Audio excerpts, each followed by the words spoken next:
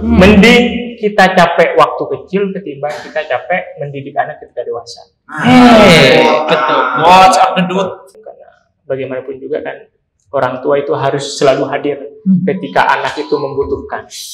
Jangan sampai anak membutuhkan orang lain yang hadir, itu bahaya. Bahwa keteladanan itu adalah orang lain dapat mengambil kebaikan tanpa mesti kita ucapkan. Keteladanan itu tanpa Keteladanan itu adalah orang lain bisa mengambil kebaikan tanpa harus kita ucapkan. Maka miniatur utama pendidikan itu adalah pendidikan keluarga. Kalau kemudian orang tua kurang begitu memperhatikan sesibuk apapun, orang tua itu harus ada menyempatkan diri untuk bagaimana kemudian menanyakan apa yang menjadi kebutuhan anak. Orang tua bukan kemudian cukup hanya memberikan makan dan tempat saja, tapi bagaimana kemudian menguatkan pemikiran dan nilai-nilai etikanya. Ini kan karena kita berbicara masalah desain peradaban generasi milenial untuk kedepannya, tentu seorang laki-laki itu harus ada garda terdepan dalam membimbing dan membina generasi-generasi yang menjadi harapan untuk kedepannya. Gitu.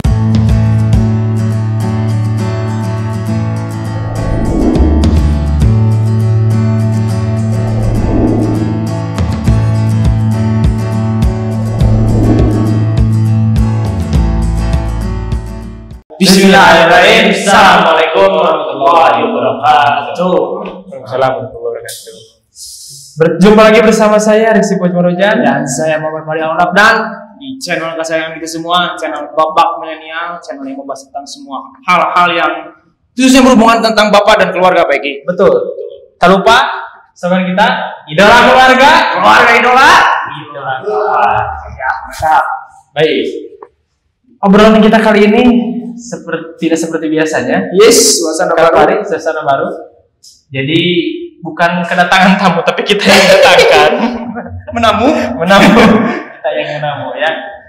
Pada kesempatan kali ini kita akan berbincang dengan berbincang hangat dengan para narasumber yang luar biasa. Wis, mantap.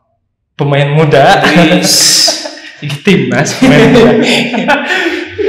Anak muda, pengusaha muda, dan kebetulan dosen juga, sekaligus ketua ISMI Kabupaten Garut.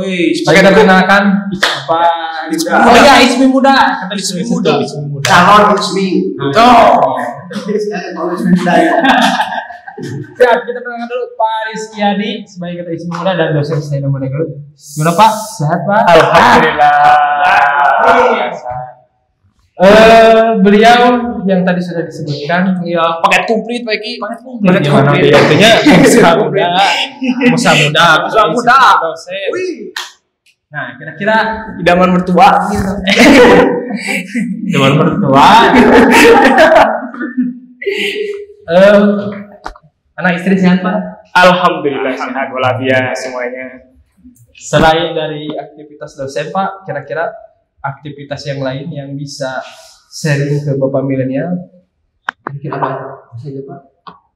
Oh, yang pertama, saya selain dosen tadi yang sudah disebutkan oleh teman-teman tadi, saya juga aktivitas selain dosen yaitu usaha, yaitu usaha ayam petelur dan usaha penggemukan sapi. Ayam petelur. Ini sama punya sapi juga. Kebetulan saya juga berpartner dengan salah satu dokter, dokter spesialis bedah, dan itu pun juga ibaratnya seorang ayah ya, orang tua saya. Itu Letnan Kolonel Dr. Tito Apriana, SPB, spesialis bedah, dan namanya tidak asing juga di Kabupaten Garut gitu ya. Saya kebetulan salah satu anaknya beliau lah gitu ya, anak yang paling tua. Mantap, luar biasa. Narasumber kita kali ini bukan main-main Peggy, pemain inti. Protokol ya Pak. Kalau dia pemain saya kebencanaan. Ya, setelah Pak Rizky Adi, tak lupa kita Sosok yang tak asing lagi, sosok tak asing, sosok makhluk asing. sudah lama gak bertemu ya. Ya, betul. Kira-kira seminggu kemarin kita ketemu. Bapak pondar milenial kita, Bapak milenial Kang Fahru Rozi Firman Al-Hajar. Sehat Kang ya? Sehat ya? Mentang adik sehat. Ya, nggak usah ditanya lagi karena sudah banyak informasi terkait beliau ya. Jadi podcast kita kali ini agak sedikit berbeda. Iya, betul. Dibanding dengan podcast sebelumnya karena yang harusnya kita kedatangan tamu tapi kita yang didatangkan. Kita yang didatangkan. Saking baiknya tamu kita. Betul. Jadi kita Saking mulia. Betul. Sok we temah tim wardrobe naon we? Saya ya. Nah, pembicaraan kita kali ini sesuai dengan flyer kita yang sudah dibuat. Ya, sudah disebar. Apa itu judulnya? Bapak Milenial Podcast to Figur. Betul. Kali ini tema yang kita bahas mengenai menjadi bapak desainer peradaban. Ini yang luar biasa ya. Mantap. Bapak sebagai desainer peradaban, apalagi sosok bapak-bapak yang ini belum bapak tapi OTW bapak. Mudah-mudahan generasi kita ke depannya sebagai ketahanan pangan maksud lain. Ketahanan generasi ini menjadi menjadi isu yang kemudian bisa dibahas oleh bapak-bapak. Apalagi narasumber kita ini sudah kompeten di bidang itu. Nah, kita masuk saja ke berbincang-bincangnya Kang Fahri. Jangan siap betul. Kira-kira nih terkait desainer peradaban Pak ya, ke Pariskia dulu nanti ke Gunung saya. Dia singkat kok ya. Dia singkat.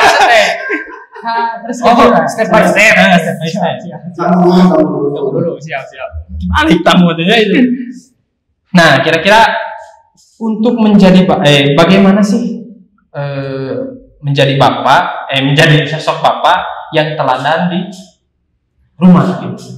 Sejatinya kan Paris kali ini aktivitasnya luar biasa. Iya, betul. Pengusaha udah dosen. Nah, kira-kira juga ada nggak gitu? Ya pasti bakal ada gitu. Sosok teladan buat gitu. Nah, kira-kira bagaimana bapak menjadi sosok teladan di rumah gitu Pak? Iya. Ya, terima kasih kepada Kang Reksi sebagai pengantar dalam podcast siang hari ini. Yang pertama berkaitan dengan tema yang sangat berat sih sebenarnya. Tapi dianggap ringan. Ketika sudah bersama dianggap ringan. Yang pertama adalah kan kita harus di dalam Islam pun kan kita harus bisa mengatur waktu. Iya, betul. Tapi siap. Wal asri kan di situ demi masa atau demi waktu. Tuhan pun sudah memberikan sumpah pada surat Al-Asr itu. Sebagai bapak tentunya di situ kan diberikan tanggung jawab. Ketika kita sudah siap untuk nikah atau kawin gitu ya.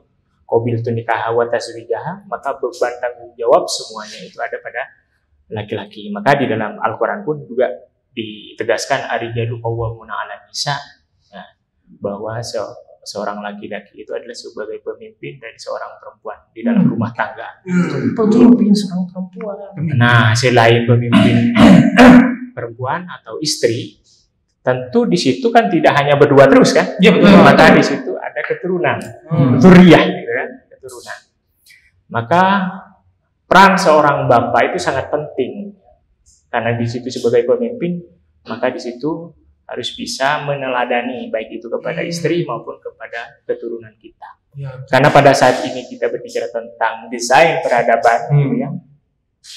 Maka yang menjadi poin penting adalah pembicaraan masalah mempersiapkan generasi muda, generasi anak. Nah, generasi Z kalau yang sekarang didengung-dengungkan untuk saat ini. Nah, yang pertama adalah saya membagi waktu mulai dari 24 jam ya. Kalau seumpamanya di sholat subuh ya, sudah harus bangun semuanya itu. Baik, saya lebih bangun duluan. Kemudian membangunkan istri, kemudian anak. Nah, karena seorang ayah itu sebagai contoh. Akhirnya anak itu mengikuti karena orang tua itu role model. Iya, betul. role model bagi anaknya. Kalau anaknya sare pagi-pagi, maka anak tua sare pagi-pagi sampai anak pun juga mengikuti. Betul. Gitu. Yang pertama adalah bagaimana kemudian menjadi orang tua yang hebat di mata anak, yaitu adalah memberikan contoh yang baik. Contoh, bukan kemudian menyuruh anak, sholat, waktunya sholat, tapi orang tua masih main gadget ataupun HP gitu. Tapi bagaimana kemudian orang tua itu mempraktekkan ketika sudah kumandang adzan, maka orang tua harus bersegera meninggalkan yang namanya teknologi ataupun HP, sehingga anak mengikuti. Itu yang pertama. Makanya di dalam Al-Quran pun kenapa di situ ada ayat yang kemudian mengabadikan Luqmanul Hakim, ya kan? Ya, betul. Luqmanul Hakim, karena seorang Luqmanul Hakim itu adalah orang yang kemudian memberikan kebijaksanaan terutama kepada keluarganya dulu sebelum kepada orang lain, sehingga itu menjadi role model tadi gitu, jadi contoh. Nah, tadi Kang Reksi nanya bagaimana cara membagi waktu.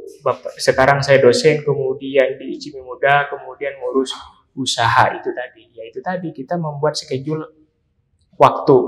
Kalau pagi yang jelas dari subuh itu tadi ya, subuh bangun, kemudian habis sholat subuh murojaah Al-Quran. Mantap. Kalau anak yang ini kan kebetulan kelas 4 anak saya itu di SDT Baskara, yang kedua di TK Baitur Rahman. Yang jelas kalau subuh harus bangun semua gitu kan. Kemudian sholat subuh berjamaah di masjid, habis itu murojaah. Jadi jam 6 itu harus beres. Jam 6 itu harus beres, harus mandi. Ya, mandi, kemudian mempersiapkan diri untuk sekolah.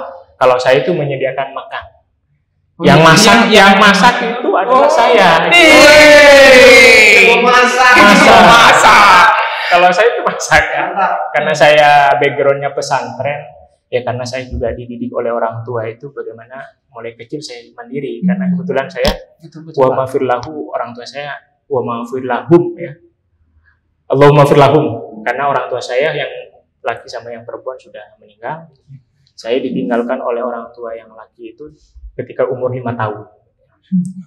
Kalau ibu baru tahun 2023 bulan Februari, tanggal 29 Februari ibu saya.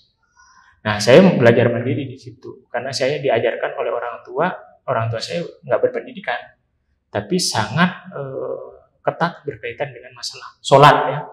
Kalau nggak bangun, saya dikasih air muka itu. Nah, itu ya yang kemudian yang sangat terkesan kepada saya, didikan orang tua walaupun pendidikannya nggak tinggi gitu, tapi beliau sangat memperhatikan berkaitan dengan masalah kewajiban masalah sholatnya. Nah, sehingga saat ini saya coba ke anak-anak saya, kalau belum bangun dibangunin gitu ya, sama saya diwudukan, diginiin gitu ya, diusap. Alhamdulillah, karena dengan lama-kelamaan dia kan pasti mengikuti. Akhirnya anak saya nggak usah dibangunin. Gitu ya. Nah, jam 6:30 balik lagi ke agenda rutinitas itu. Jam 6:30 itu anak sudah siap untuk ini, udah pakai seragam semua. Dan harus beres sarapan. Jadi jam 7 kurang seperempat itu sholat duha dulu gitu ya. Sholat duha. Sholat subuh berjamaah. Saya jam 7:15 itu harus mengantarkan ke sekolah bolak-balik. Karena apa? Karena disitulah momen-momen penting kepada anak-anak ya. Karena mending kita capek waktu kecil ketimbang kita capek mendidik anak ketika dewasa. Betul. Watch up the dude. Apalagi di situ anak akan mengingat masa-masa dengan orang tua. Jangan sampai anak itu haus perhatian dari orang lain. Tapi bagaimana kemudian mengfullkan komunikasi dan perhatian orang tua itu kepada anak supaya anak tidak pelariannya curhatan kepada orang lain. Itu jam 7. Jam 7 baru saya kan kalau di kampus itu kan nggak tentu waktunya kan. Kalau di kampus kadang jam 10 kan jadwal gitu kan. Nah, kalau jadwal pagi tentunya saya harus lebih pagi-pagi lagi gitu bangunnya. Nah, anak kalau sudah pulang dari sekolah kan, itu kan boarding school kalau anak itu. Boarding school sampai jam 4 sore. Pasti saya lagi itu yang jemput. Saya seumpamanya ada jadwal masih ini, izin dulu ke mahasiswa jemput anak. Nah, itu. Akhirnya ya seperti itulah. Jadi kalau sudah mau maghrib sama anak harus sudah ada di rumah. Oh, nggak boleh main lagi. Nggak mau main. Jadi capek. Jadi saya main Beliau sebagai sebagaimana saya seumuran dia gitu. Jadi memperlakukan diri saya seperti seumuran dia gitu. Jadi dia tidak main keluar gitu. Apa yang menjadi kemauan anak mainnya, ayo kita main bola, ngikutin main bola gitu. Laki Pak. Ya walaupun secapek apapun, karena bagaimanapun juga kan orang tua itu harus selalu hadir ketika anak itu membutuhkan. Jangan sampai anak membutuhkan orang lain yang hadir, itu bahaya. Bahaya. Itulah sedikit berkaitan dengan cara membagi waktu lah. Kebetulan istri saya juga sama. Kalau saya lagi marah kepada anak, seumpamanya istri saya diam, tidak membela. Ketika istri saya marah kepada anak, saya diam. Cuman nanti ada diskusi yang harus disamakan dengan persepsinya dengan istri di dalam kamar. Ya.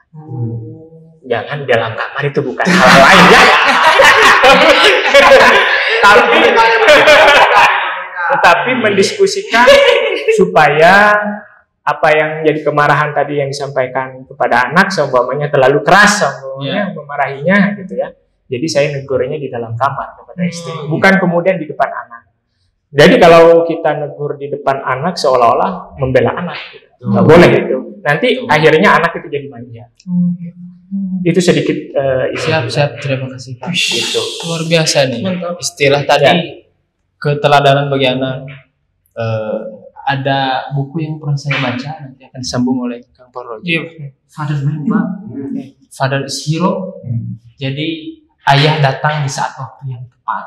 Nah, kira-kira pandangan dari kita Bapak milenial, teladan yang baik itu gimana gitu? Saya tidak pada kesempatan kali ini tidak akan banyak ngomong ya, karena mumpung tamunya ada di sini, mumpung ada tamu yang luar biasa, jadi saya pada kesempatan ini banyak mendengarkan saja. Banyak belajar ilmu dari beliau. Betul. Ada satu hal yang menarik, satu aja yang mencoba untuk memberi komentar, bahwa keteladanan itu adalah orang lain dapat mengambil kebaikan tanpa mesti kita ucapkan. Keteladanan itu adalah orang lain bisa mengambil kebaikan tanpa harus diucapkan. Ucapan Pak Rizky. Tapi yang menjadi menarik nih Pak, saya ingin nanya dari Pak Rizky. Kan selama ini ya, mohon maaf kalau laki-laki itu dibilang gagal, mungkin buat teman-teman semuanya. Bilang gagal itu kalau dia di luar sukses dengan pencapaiannya, tapi di rumah dia agak kurang kegagalannya ketika tadi bisa masak, ngasuh anak. Nah itu urusan istri.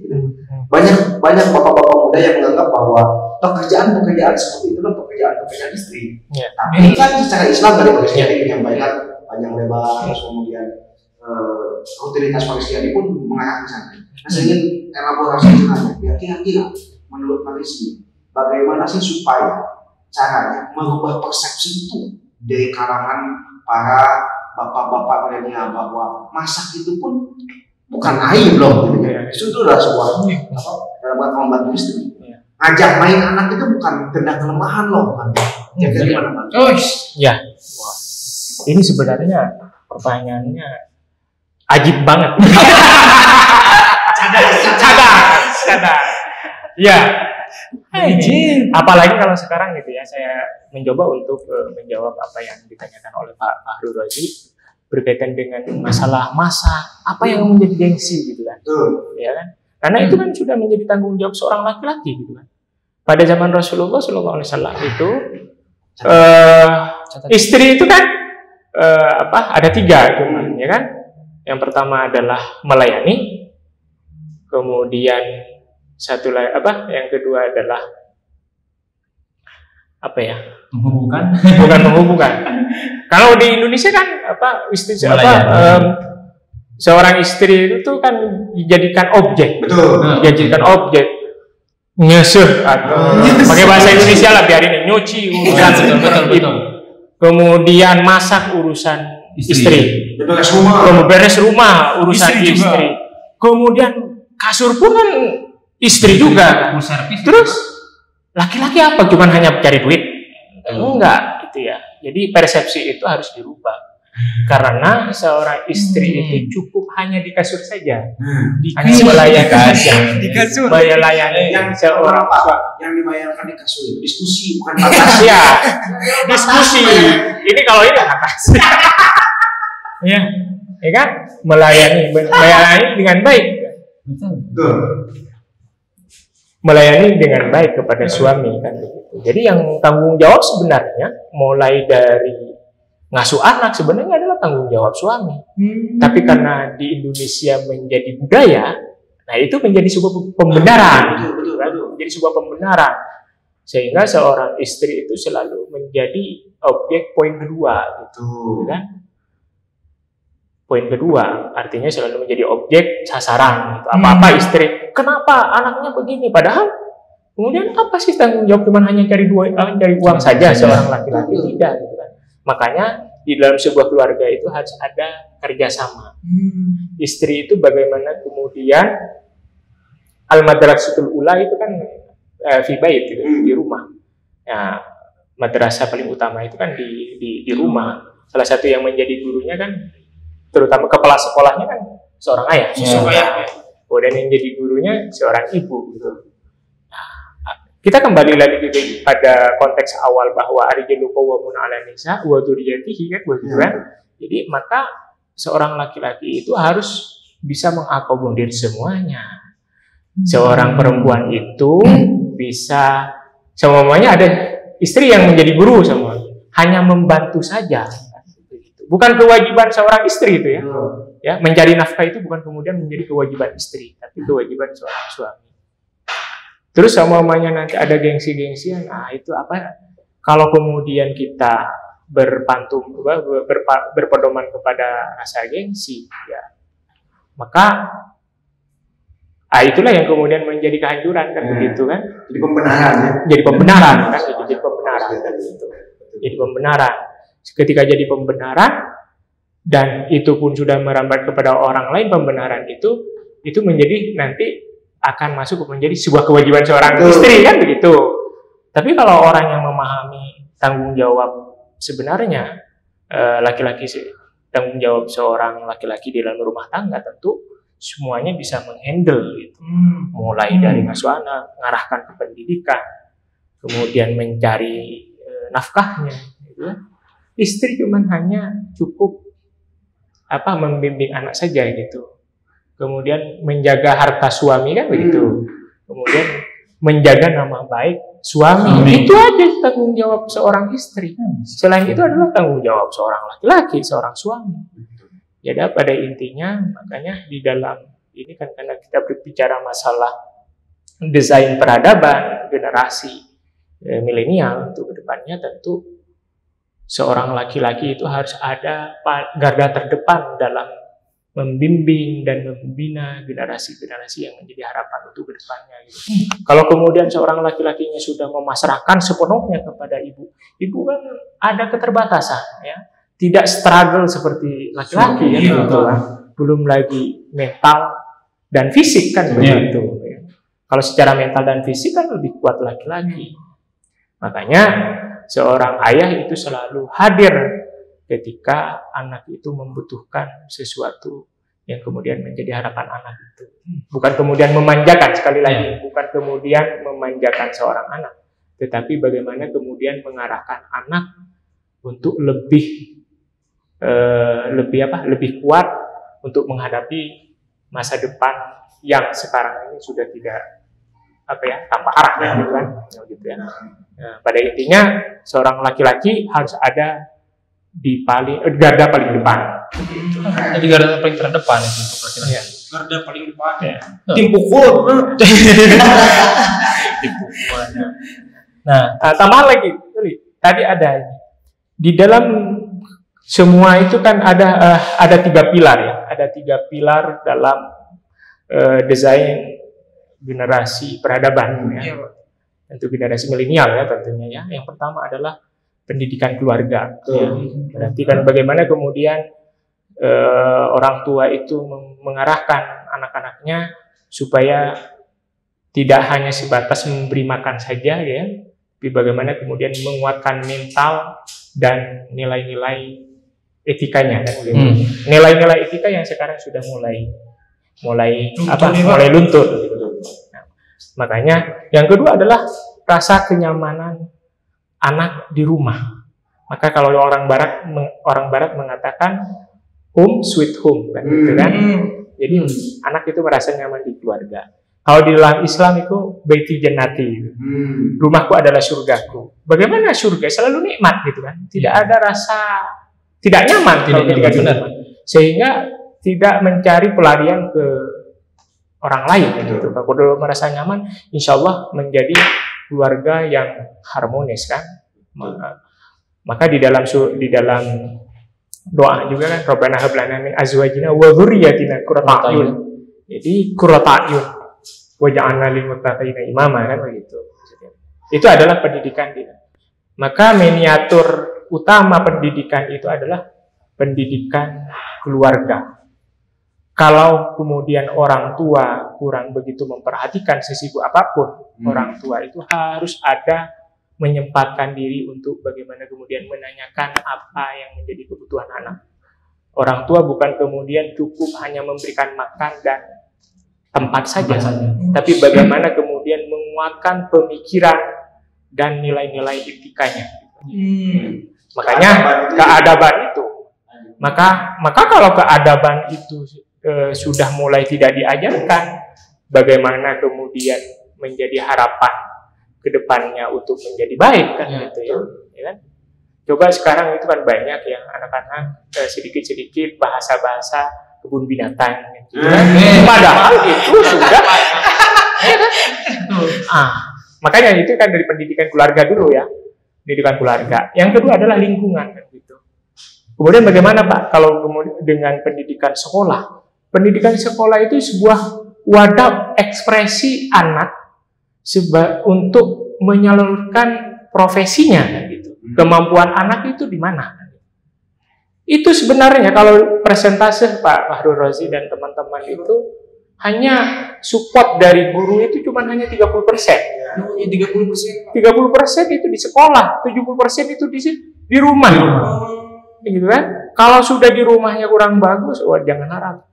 Karena kan di sekolah cuma hanya berapa jam, kan begitu. Kemudian yang ketiga adalah pendidikan lingkungan. Bagaimana lingkungan kita? Posisi kita, anak kita ada di lingkungan mana? Bersosialisasi dengan masyarakat yang bagaimana? Makanya tadi seperti yang di awal, banyak anak yang kemudian ketika padahal di rumah sudah aman, tapi di lingkungannya nggak mendukung terhadap peradaban itu sendiri, beradab gitu tadi, bahasa-bahasa kebun binatang yang muncul gitu kan. Padahal kadang kita seorang ajengan semuanya anaknya sering main di lingkungan yang kurang mendukung terhadap nilai-nilai keadaban itu, etika bahasa itu, sehingga muncullah bahasa-bahasa kebun binatang. Jangan sampai kita fokus mencari mencari biaya sehingga menghilangkan nilai-nilai yang kemudian menjadi harapan keluarga gitu ya.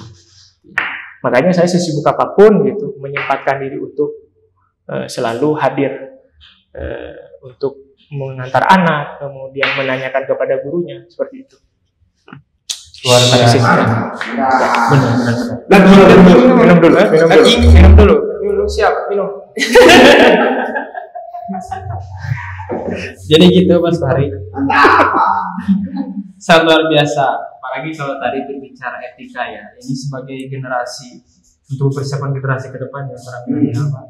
Karena betul etika yang wajib ada di setiap anak itu, apalagi usia dini gitu ya, diajarkan orang tuanya kan itu keteladanan yang luar biasa. Baik tuh, pasti baik itu mah.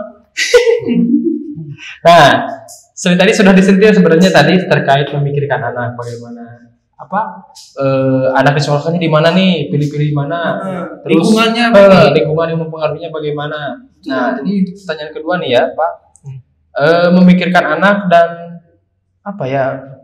keberlanjutan generasi yang tadi kan sudah disentil beberapa poinnya, bahwasannya ada 3 pendidikan yang bisa mempengaruhi etika anak.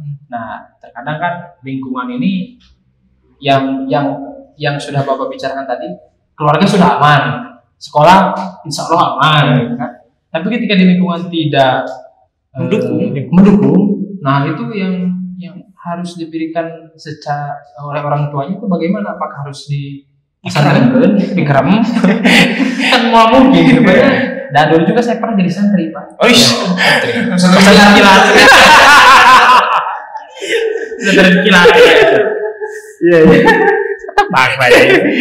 Nah itulah. Jadi memikirkan anak untuk keberlanjutan generasi yang akan datang itu kan agak, kalau bagi saya dan mungkin bagi bapak-bapak di luar sana itu agak sedikit sulit gitu untuk memikirkan secara teknisnya gitu, secara teorinya masih kurang gitu kan ya. Tapi tahu yang mendidik anak, tapi kan hari masih teori kurang bapak. Bisa ngedidik kita itu ya. Yang keluar itu adalah bahasa-bahasa kebun binatang. Orang cacing, cara cacing. Ya itu Pak. Ya, Yang kedua. terima kasih. Kan yang menjadi pertanyaan dari Kang Reksi itu kan tadi saya sudah menyebutkan bahwa pendidikan dalam anak itu ya ada tiga pilar, pendidikan keluarga, pendidikan sekolah, dan pendidikan lingkungan. Kadang di duanya kuat, pendidikan di rumah sudah kuat, kemudian sekolah sudah bagus, tapi di sisi lain yang satu ini di lingkungan masyarakat ya, karena bergaul dengan orang-orang yang kemudian sangat dominan bahasa-bahasa yang kemudian tidak diharapkan, seperti bahasa-bahasa kebun binatang. Tapi kalau kemudian kita memberikan dasar yang kuat ya kepada anak itu, maka anak itu akan bisa membentengi diri gitu. Teladan tadi ya, keteladanan tadi. Karena di rumah sudah tidak ngapain, ngomong apa itu kan ini. Biasanya anak kalau sudah kuat di dasar, terutama dasar keluarga ya, pendidikan keluarga, saya rasa anak itu tidak mudah terpengaruh. Walaupun ada di dalam lingkungan yang seperti itu gitu kan. Karena sudah basicnya kuat gitu kan. Ibaratnya sebuah bangunan, pondasinya sudah dicor pakai semen holcim. Dan besinya itu besi 12 semuanya. Kemudian pasirnya itu pasir kilopang. Kalau digaris itu. Walaupun ada, insya Allah walaupun ada gempa bumi tidak langsung goyang gitu kan. Masih kuat. Jadi dasar yang paling penting adalah keluarga. Itu tadi saya mengutip di awal bahwa pendidikan keluarga itu 70%. Kalau pendidikan sekolah itu kan 30% dan lingkungan masuk di situ. Gitu. Jadi jangan sampai secapek apapun kita sebagai orang tua, karena sebagai orang tua milenial kan kadang kita sibuk dengan masing-masing HP kan gitu. Maka kita harus bisa membagi waktu kapan kita main HP, bagaimana cara kita main HP di depan anak semuanya gitu ya, supaya anak tidak tergiur untuk main HP kan begitu. Jadi ada waktu-waktu tertentu. Nah itu yang penting. Jadi saya rasa pendidikan dasar yang paling kuat itu harus dikuatkan dulu dari pendidikan keluarga dulu gitu ya. Dan harus bikin kesepakatan antara suami dan istri gitu. Mohon maaf yang masih belum beristri. Nah, itu sebagai pembelajaran saja, sebagai referensi. Tidak ada referensi. Kalau yang udah nikah, yang udah punya pakaian, Ibuna libasul lakum wa antum libasul lahunna. Sama dia sudah punya pakaian, saya udah punya pakaian, Palestina udah punya pakaian. Dia udah punya pakaian, kemana-mana telanjang. Telanjang, nggak malu-malu bayar. Luar biasa pun kita ini. Ampun deh. Nah, ya, terus yang kedua, dalam ayat juga kan dijelaskan kalau tidak salah surat An-Nisa ayat 9 ya. Mungkin kita saling cross check nantinya. Janganlah kau meninggalkan keturunan dalam keadaan di'afah, dalam keadaan lemah. Lemah itu secara fisik, ya, secara fisik. Tentu kalau lemah secara fisik harus bagaimana sebagai orang tua? Harus memberikan 4 sehat 5 sempurna kan gitu. Secara fisik kan 4 sehat 5 sempurna gitu kan. Gitu ya, harus terpenuhi. Semuanya tidak terpenuhi bagaimana Pak? Semuanya ya usaha. Ya kan? Usaha. Ya, secara fisik. Yang kedua adalah secara mental itu tadi kan. Janganlah kemudian kalian meninggalkan keturunan dalam keadaan lemah. Lemah secara fisik, lemah secara mental. Mental itu bisa kejiwaan seorang anak gitu kan. Pendidikan itu kan semuanya pendidikannya kurang bagus. Bagaimana kemudian mengusahakan selain penguatan pendidikan dalam keluarga, maka pendidikan sekolah itu sangat juga mendukung gitu ya atas hazanah keilmuan yang harus diisi kepada mental anak gitu. Tuh, makanya kan berbondong-bondong mana sekolah yang paling bagus gitu. Ya kan? Itu kan secara mental. Makanya di Islam pun sudah jelas, sudah lengkap gitu kan. Berkaitan dengan itu tadi desain generasi muda ke depannya sudah didesain secara sempurna di dalam Islam gitu kan. Hanya saja kita belum sampai ke sana gitu ya. Bapak-bapak di luar sana itu belum sampai ke sana untuk mendesain. Padahal Islam itu agama yang paling komplit gitu ya. Wih, Masya Allah, Ustaz ya. Gitu berarti. Ya, maksudnya agama komplit gitu. Nah, ini dulu di tangan. Gitu. Jadi gitu Pak Fahru sih. Jadi kalau saya itu ya, dan ada lagi kan yang mengatakan ini kan semua ini ya, umum lah ya, umum mengatakan secara mental itu tadi ya, ketika orang tuanya yang dikatakan orang tua sukses itu secara pendidikan, ketika orang tua itu bisa mengantarkan pendidikan anaknya lebih dari pendidikan orang tuanya gitu kan. Nah, itu dikatakan sukses secara mental ya. Tapi kan kalau secara zahiriyah itu kan, kalau secara batiniah, secara batin, bagaimana kemudian orang tua itu mengisi ruh anak itu supaya bisa menguatkan nilai-nilai ketuhanan itu tadi gitu kan. Sehingga nilai-nilai itu bisa tercermin dalam kehidupannya, sehingga muncullah sebuah adab itu tadi, sebuah etika. Bagaimana mengajarkan seorang anak beretika kepada kakaknya, gitu kan? Bagaimana seorang kakak menyayangi adiknya, itu harus diajarkan dalam sebuah keluarga, gitu kan? Oleh orang tua kepada anaknya. Karena banyak sekarang itu kan anak gaya-gayanya anak itu orang tuanya dianggap teman kan gitu, ya kan? Dalam kehidupan sehari-hari yang saya lihat kebanyakan seperti itu. Terus apa yang kemudian yang salah di sini? Berarti ini apakah pendidikan, apalagi sekarang juga muncullah merdeka belajar, kan? Kurikulum merdeka belajar. Gitu. Padahal merdeka belajar sudah diajarkan juga oleh Rasulullah. Dalam ini kan Syekh Az-Zarnuji kan mengatakan kan afdhalul ilmi ilmul adab kan gitu kan. Paling utamanya ilmu itu selain ilmu pengetahuan itu kan ilmu adab itu. Ilmu tata krama, ilmu akhlak gitu kan. Ya. Makanya itu sangat penting. Jadi ilmu akhlak. Kalau dulu itu zaman para nabi itu kan, zaman para sahabat itu bukan kemudian ilmu itu dulu, tapi akhlaknya dulu. Bagaimana seorang murid kepada gurunya gitu kan. Dan di situ kan ada nilai-nilai keberkahan. Ya, kalau saya berkah itu, barokah itu ada itu Pak Fahru Razi kan. Karena ilmu itu kan Sayyidina Ali mengatakan kal muta'ali, bagaikan air yang turun dari sumbernya kan gitu kan. Air itu tidak akan naik kepada suatu dataran yang lebih tinggi, pasti. Bagaimana caranya? Harus husnul adab ke gurunya gitu, harus baik adab kepada gurunya, karena guru itu yang mentransformasi ilmunya gitu.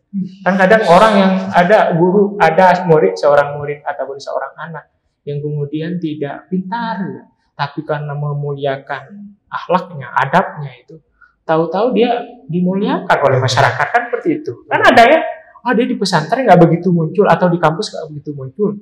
IPK-nya dulu waktu di kampus biasa-biasa aja, tapi ke depan masyarakat bagus itu ya, gitu kan? Nah itu secara inilah gitu ya. Iya betul. Itu Pak Fahru Razi. Makanya benar Pak. Jadi saya pernah dinasihati sama guru karena kemampuan saya biasa-biasa. Beda dengan Pak Rizky ya, sejak awal tuh modalnya bagus gitu ya. Kalau kata guru saya ngomongnya gini, kalau ente dia sukses, jalurnya cuma dua. Satu jalur pintar. Pintar dari sananya. Yang kedua jalur khidmat. Berkhidmatlah kepada guru, maka semua ilmu guru itu akan masuk tanpa sengaja. Itu keberkahan tadi misalkan. Guru. Nah, kalau itu tadi Pak Fahru Razi masuk pada pilar pendidikan berarti.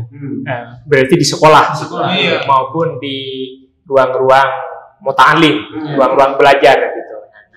Kalau yang yang untuk pendidikan di keluarga itu kan untuk penguatan ruh nilai-nilai ketuhanan gitu kan, oleh orang tua harus selalu diingat.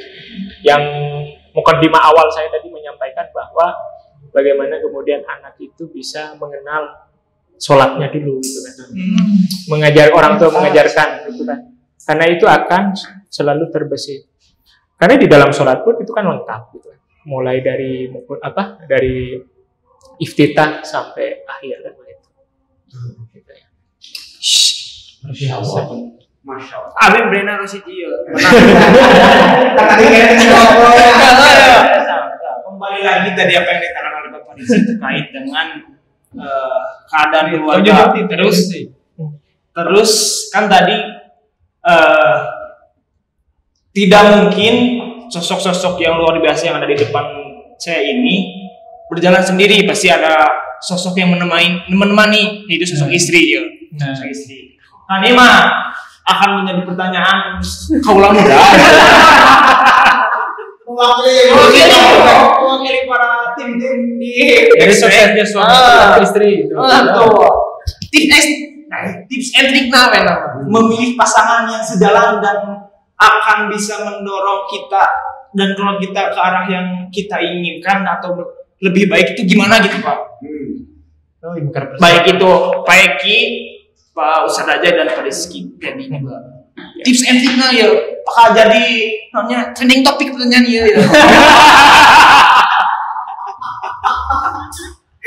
Begitu Pak, kira-kira meskipun ini melenceng dari niat perbincangan awal terkait dengan tentang Bapak dan peradaban, tapi kan Bapak tidak akan lepas dari Ibu gitu. Saya rasa tidak melenceng. Oh betul Pak. Karena desain generasi itu kan sumbernya Oh, dari itu dulu kan. Sampai ada nyambung. Jadi kita curhat sekali lah. Nyambung ke tema. Jangan. Ayah dukung, nanti dukung. Ke Pak Fahru Rozi aja dulu. Pak Fahru Rozi. Oke, baik, tentunya kalau dalam Islam itu kan jelas, Amin ayat dia kalau dan terus aja. Dalam bahasa Islam itu memilih pasangan itu yang zauj. Zauj itu artinya adalah dua-duanya memiliki visi ke surga. Dua-duanya memiliki cita-cita masuk ke surga. Dua-duanya menginginkan bahwa kita ini di dunia itu sementara. Karena dunia itu adalah kehidupan yang tidak abadi. Ketika mereka mengalami kesulitan, mereka mengalami kesusahan, mereka mengalami kemiskinan dan lain sebagainya, dia merasa dalam pikirannya ini bukan dunia saya. Dunia saya kan tidak final. Maka kehidupan dunia sebaik apapun tidak akan menjadi berat ketika misi dua-duanya itu surga. Bisa terus ke surga lah. Keren teh. Karena ada pasangan, kadang-kadang ini kondisinya. Ada yang bilang pasangan itu harus dunia dan akhirat. Padahal ada pasangan diabadikan dalam Al-Quran sampai ke akhirat, tapi di neraka. Abu Lahab. Ada Abu Lahab di sana. Tapi ada Abu Lahab kan. Kalau aku dan istrinya yang membawa keibahan. Jadi Pak nanti kalau apa orang manusia ke neraka, macam-macam manusia. Jangan sampai kayak gitu. Jadi jadi dua-duanya memiliki bisa untuk pasangan. Nanti mungkin manusia yang melengkapi. Ya, jadi saya rasa itu juga menjadi konklusi sebenarnya itu yang Pak Fahru Rozi. Yang pertama untuk mencari pasangan itu kan ada 4 ya. Ada 4 di dalam agama itu. Yang pertama itu cantik, ya kan? Di Jamaliha, karena kecantikannya. Cantik ini bukan kemudian secara zahiriyah ya. Maka dalam bisa syukur secara zahiriyah. Nah, konteks Jamaliha itu tadi bisa yang Pak Fahru Rozi itu masuk gitu kan tadi ya. Yang kemudian pasangan yang bisa membawa ke akhirat yang dalam artian masuk surga bukan masuk nerakanya Pak Fahru Rozi ya. Ya, ada yang konteks juga ada pasangan yang dari dunia sampai akhirat yang kemudian bersama-sama masuk ke dalam neraka kan begitu. Yang di Zaujiyah di Jamaliha itu Itu secara physically, gitu. Secara zahiriah cantik, secara akhlak pun juga cantik. Maka ada kaidah yang mengatakan laisal jamal jamalul wajhi wa thiyab, walakinal jamal jamalul ilmi wal adab. Kan gitu. Laisal jamal, tidaklah kecantikan itu dilihat dari wajah ya. Laisal jamal jamalul wajhi wa thiyab, dari segi pakaian. Ya. Jadi konteks kecantikan itu bukan dilihat dari wajah, itu secara zahiriah. Kemudian wasiat pakaian ya. Pakaian itu bisa dia orang kaya ataupun apa gitu. Walakinal jamal jamalul ilmi wal adab. Tetapinya yang dikatakan cantik itu orang yang punya ilmu dan akhlak gitu kan. Gitu, cantik definisi cantik. Apalagi ya. Apalagi punya keempat-empatnya. Ya, ya kan? Betul, ya. Sempurna lah gitu ya. Cadas betul gitu. Ya kan? Jamal ya, cantik betul kan. Kemudian pakaian dia kaya raya gitu kan. Kemudian dia punya ilmu. Kemudian akhlaknya baik. Aduh, nggak usah kemana-mana lah kita ya. Cukup gini aja. Yakin piatu. Ya kan? Ya kan? Kemudian yang kedua adalah linasabiha, keturunannya. Maka di dalam Sunda di Sunda itu dikenal bebet, bibit, bobot, gitu kan, ya kan? Nah, linasabiha keturunannya. Ini keturunannya bagaimana? Sesakala namanya. Ya kan? Oh, ini bapaknya penjahat gitu kan. Lebih banyak penjahatnya nanti. Oh, janganlah kan begitu. Oh, ini keturunan darah biru, artinya Pak Kiai. Saya rasa kalau sudah keturunannya baik, mal mungkin buah jauh dari pohonnya kan begitu. Itu pasti dinasabiha. Kemudian lidiniha karena agamanya gitu kan. Kemudian yang keempat adalah limaliha karena hartanya. Sekarang kan melihat kemana? Lidiniha itu kan masuk poin ke terakhir kadang pun gitu kan. Sekarang cari cantik aja dulu gitu kan. Kaya. Setelah kaya dia cantik nggak? Gitu. Cantik. Dia kaya enggak? Enggak, dia orang miskin. Pasti kadang lewat kan begitu kan. Kemudian agamanya bagaimana? Amburadul. Tapi dia cantik, kaya. Itu masih ada. Nanti bisa dididik lah masalah agama kan begitu. Bisa dibimbing. Bisa dibimbing gitu kan. Tapi yang menjadi konteks terpentingnya di sini adalah poin pentingnya adalah untuk mencari istri. Kalau kemudian tidak memenuhi 4 syarat itu cukup 2 aja gitu. Pertama adalah agamanya, kemudian keturunannya. Karena itu yang akan menentukan. Kalau masalah di jamaliha ya, di jamaliha kecantikan itu kan biasanya dengan sendirinya. Makanya ketika melakukan suatu keputusan untuk mengambil istri kan itu ya, menentukan sebagai istri, maka di situ kan tadi yang dibacakan oleh Pak Fahrul Razi kan, sakinah mawaddah warahmah kan. Kalau pacaran kan nggak ada mawaddah warahmah itu. Nggak ada. Cuman hanya beda. Jadi saya rasa untuk menentukan pasangan itu kalau bisa 4 syarat itu tadi. Gitu. Siapa? Gitu. Minimal kepenuhi semuanya udah ya kan, 4 syarat itu tadi kan. Yang kemudian bisa ya itu tadi di diniha, dia agamanya baik. Oh, saya pemabuk Pak, gimana ya? Barangkali bisa dia mengarahkan kamu lebih baik kan ketika menyatu dengan dia kan, bisa kan begitu. Sehingga itu tadi kata Pak Fahrul Razi, yang kemudian keluarga yang membawa kebaikan di dunia dan kebaikan di akhirat. Makanya di dalam doa kita, Rabbana atina fid dunya hasanah wa fil akhirati hasanah wa qina adzabannar, dan jauhkan dari siksa api neraka. Saya rasa itu konteks terpentingnya dalam sebuah keluarga. Itu generasi Pak. Saya berceramah saya ini. Jadi sebetulnya kalau ngobrol sama presiden itu nggak akan cukup kalau untuk segmen. Nanti di schedule ulang ya.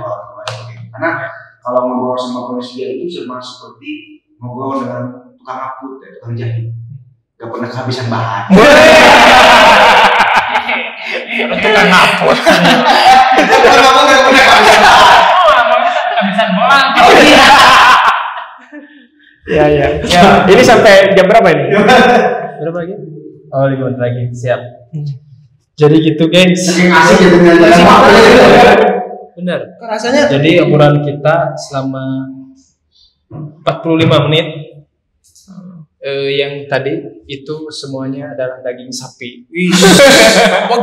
Wagyu teman. Tapi ganti. Ganti ya. Ganti mana jeung kurban. Nah, untuk sesi terakhir ini closing statement dari kedua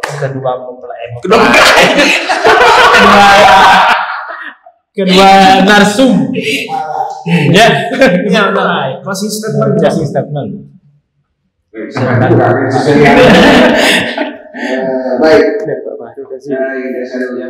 Pertama, posisi sebenarnya adalah saya ucapkan terima kasih sekali mewakili teman-teman untuk dengan hadir. Mudah-mudahan ini bukan kesempatan pertama dan terakhir ya buat teman-teman kita. Masih banyak hal-hal yang perlu kami pelajari, perlu kami dapatkan dari Pak Rizkyadi, terutama dari sebagai seorang cendekiawan muda di Kabupaten Garut. Beliau aset mahal yang harus dilestarikan di Kabupaten Garut. Betul. Betul sekali Kabupaten Garut. Apalagi tadi saya beliau seperti penjahit tadi. Pesan bahan biasa. Yang kedua, saudara sekalian, dalam rumah tangga itu tidak pernah sederhana. Selalu ada ilmu, selalu ada keadaban tadi, selalu ada akhlak yang terus dipelajari, selalu ada keimanan yang terus ditingkatkan. Karena rumah tangga itu kompleks. Yang sederhana itu adalah rumah makan. Yang kedua, industri. Rumah tangga itu harus menyenangkan, menggembirakan kata presiden. Jadi baik ijan nanti home sweet home. Ya. Kalau rumah tangga itu banyak pertengkarannya, banyak cekcoknya, itu bukan rumah tangga. Itu namanya rumah sakit. Rumah Tuhan. Nah, saya kira demikian dari saya. Terima kasih sekali lagi Pak Rizkyadi. Terima kasih sama-sama. Mungkin Pak Rizkyadi yang menyempurnakan apa yang jadi kesimpulan. Ya, terima kasih kepada kepada moderator, kepada Pak Fahru Rozi sebagai sebagai pemilik dari podcast CEO yang punya CEO podcast pada siang hari ini. Saya merasa bangga diundang pada kesempatan kali ini, apalagi berbicara masalah generasi muda. Tentu ketika berbicara tentang generasi muda itu tadi tidak akan habis-habisnya. Iya, betul. Karena di sini saya dibatasi oleh waktu, maka mungkin nanti bisa disambung di waktu yang lain, Pasti. dan bisa di schedule waktunya lebih agak panjang. Terus statement dari saya, maka saya mengambil dalam surat dan surat Luqman ya, bagaimana kemudian Luqmanul Hakim itu memberikan contoh suri tauladan kepada anak-anaknya dan juga kepada keluarganya. Di situ bukan hanya membimbing anak saja, tapi bagaimana kemudian Luqmanul Hakim bisa membimbing keluarganya secara sukses secara ketauhidan, sukses secara kehidupan sosial, sukses secara kehidupan akhiratnya juga. Maka sangat tepat sekali Allah Subhanahu wa taala mengabadikan dalam Al-Qur'anul Karim yang dikenal dengan surat Luqman, mulai dari ayat 12 sampai ayat 18 kalau tidak salah, mungkin nanti bisa dikoreksikan lagi di surat Luqman. Karena di situ menceritakan bagaimana kemudian memupuk ataupun memberikan keteladanan untuk generasi muda ataupun kepada anak-anak supaya anak itu menjadi kuat secara mental, secara ketauhidan maupun secara kesosialan. Nah, itu yang menjadi statement pada kesempatan kali ini dalam pertemuan podcast yang diselenggarakan oleh CEO Kang Fahru Rozi. Luar biasa ya, cadas betul.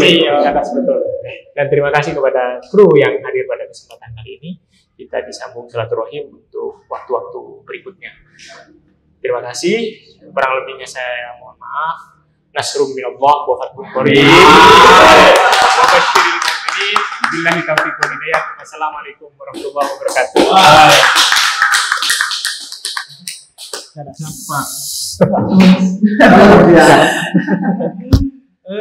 Yang terakhir Ada pantun? Entah. Aura Kasih dagang bonteng dikatakannya. Terima kasih atas waktunya dan terima kasih atas ilmunya. Dagang bonteng. Siap. Jangan lupa penonton setiap channel Bapak Milenial.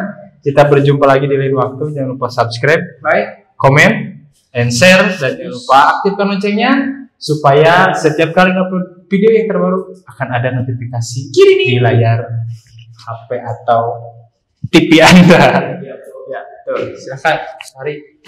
Itu. Selamat banyak ya. Mudah-mudahan di segmen yang kedua bersama Pak Siadi. Terima kasih kepada penonton. Selamat menikmati hidangan yang ada di sini. Assalamualaikum warahmatullahi wabarakatuh.